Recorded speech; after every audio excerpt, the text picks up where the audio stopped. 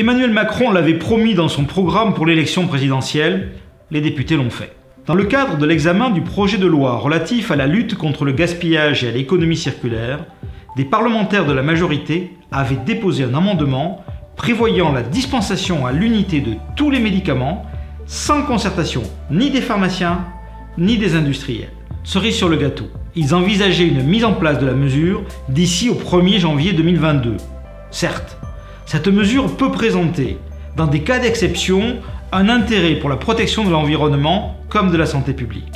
Les pharmaciens dispensent déjà à l'unité les stupéfiants ou certains psychoanaleptiques. Mais généraliser cette mesure à tous les traitements est une folie.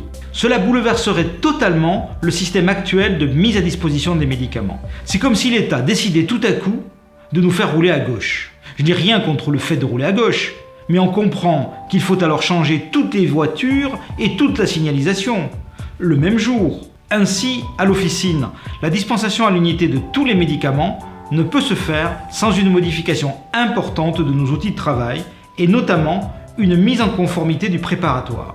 J'ai eu la curiosité de chiffrer pour mon officine l'investissement nécessaire pour un back-office à l'américaine, 200 000 €, sans compter les embauches nécessaires et la réorganisation de l'équipe.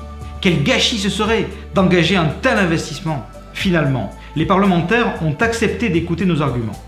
Ils n'ont pas voulu supprimer cette disposition, comme nous le souhaitions, mais ont décidé de limiter la dispensation à l'unité à certains traitements, comme les antibiotiques critiques.